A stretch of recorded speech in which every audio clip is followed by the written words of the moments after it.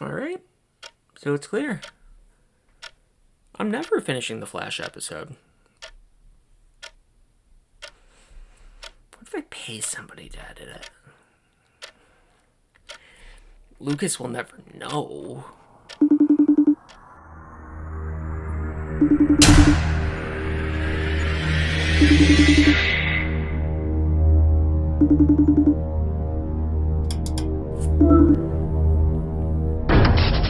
Hello, Brandon.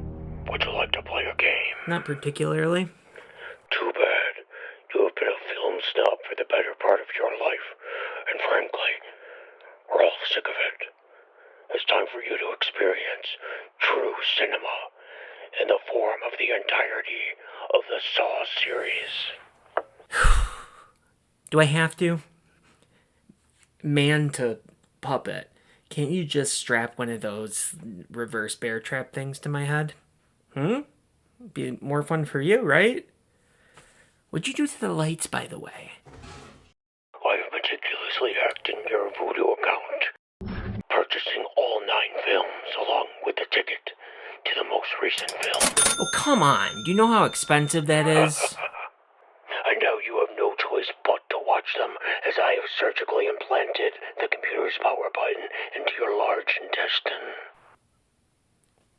Say what now? And don't even bother trying to leave.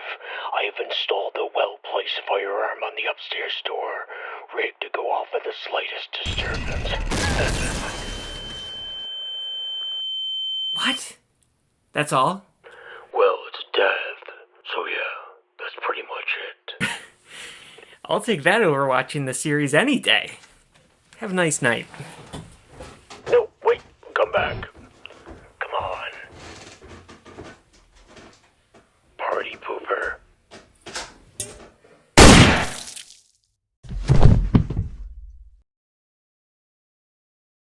Well, that was quicker than usual.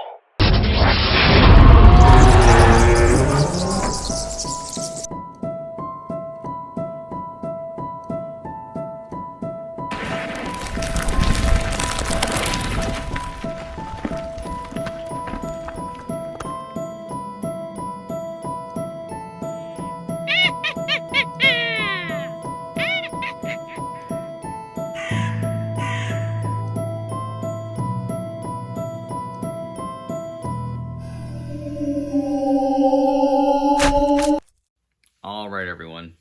This is probably like my 20th take doing this, as I did with my other video. My first solo video, Gran Turismo. Let's not talk about that. But yeah, I'm not with my cohort Brandon today. He did that lovely intro, and I hope he's alive still, really. But if ever he and I do a video that's solo, it's because either of us didn't either have the time or like the knowledge to talk about the topic. This particular instance, Brandon was not going to see Saw 10. In fact, Saw is a franchise that Brandon and I have very rarely, if ever, talked about. It's just been in brief passing. We don't really care for it. You guys know, just based off of, our chat conversations and, the backdrop behind me, I'm balls deep into physical media. If I like something, I'm going to buy it. This is the extensive history of my Saw physical media collection. I had Saw 1 on DVD back in the day, and Saw 2. Never Saw 3, but I had Saw 1 and 2. Sold them, never cared about them, and I got this, because I still don't care about them. The first one is really good. Saw 1, I will admit, is a fucking masterpiece. Saw 2, it's like a haunted house thing. It's kind of like Cube. Remember that movie Cube? Saw 3, I get why people hate it, but I have nostalgia for it. But for me, that's where it ends. Saw was a trilogy. When it got to the Hoffman sideline bullshit and like after Saw 4, I just don't fucking care. It fell off the rails. It made no sense. Where it was just a continuation of like the Eli Roth torture porn era. So I just, whatever. So the first 3 are fine. I just had no interest. And Spiral is a fucking abomination. I'm not going to talk about that piece of fucking shit. I bought that movie physically in 2020, I think, like right during the height of the pandemic. And that was like a movie where like I watched it once and like I sold it immediately. And they were like, "Yeah, we can't take this. In fact, like you have to pay us to take the movie."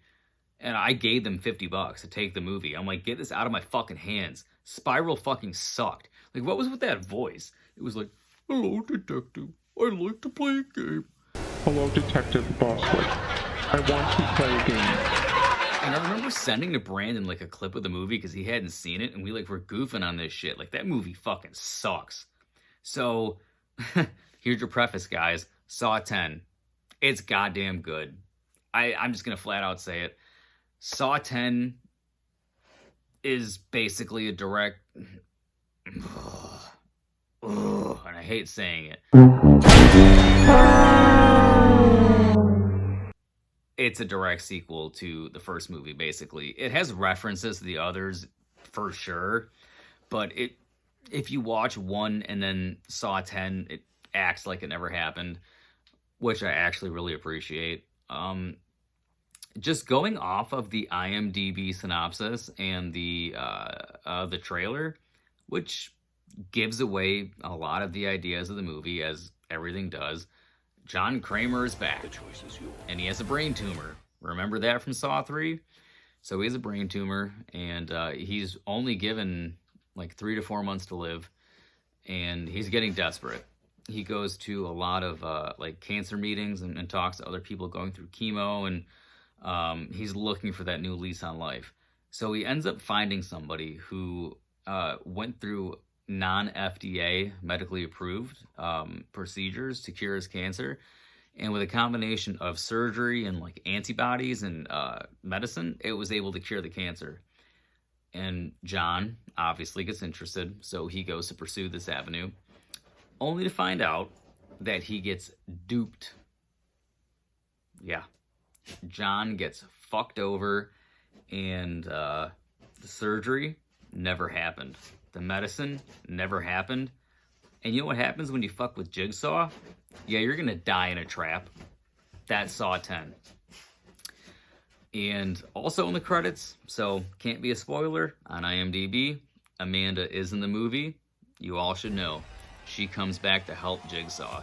So it's Amanda and Jigsaw again, bringing in the medical aspect from Jigsaw's past, bringing in the codependency of Amanda, and not even for drug use, because she's not using drugs in this movie. It's codependency in terms of she needs John because she can't do it without him. This movie is layered and it's pretty fucking deep. Not saying it's like this masterclass of film, because it's not. I don't want you guys to go into this movie thinking like this is the next like Shining or something, because I know it's getting talked up quite a bit. But I do have to say that it's really good. And it was one of the, like, it's one of, if not one of the biggest fucking shockers of 2020. What year is it?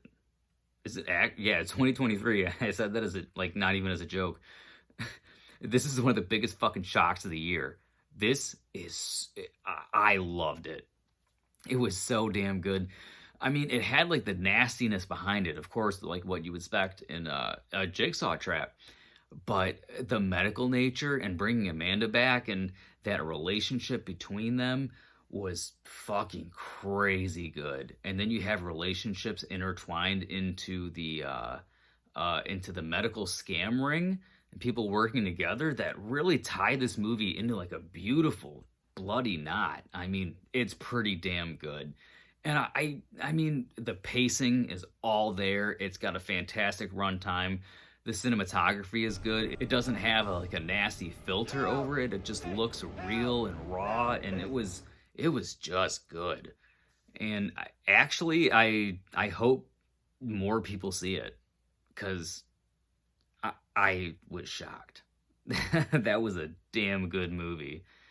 And I guess really that's all I could say about it, you know? Like I just said, the pacing is really good, the acting is great, the cinematography is there, the directing. I mean, it's all a pretty good package. So overall, like I tend to shoot high, Brandon tends to go low.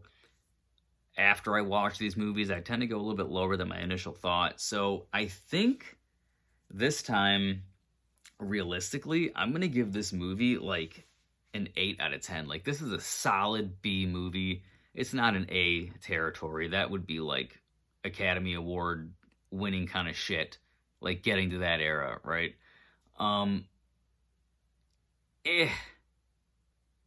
This is an 8 out of 10. It's pretty damn good. I mean, if you have any reservations, go see it. It's pretty damn good. I had a lot of enjoyment. So I guess there's not like a whole lot to talk about in the spoiler portion other than like the gratuity of the kills and what they are. But I think the biggest thing to talk about in the spoiler portion is, yes, so John does go to Mexico, he gets fucked over, and then he does go to kill everybody that's involved in this ring of debauchery. And that's all there in the plot synopsis. But the characters involved in the ring and their relationship and their dynamic together play a role in how they're killed off, which is pretty interesting. So, like, the main woman is like the daughter of like the guy who is actually doing the real medical procedure. So she's a fucking fraud, but he's not. So she's working under his guise.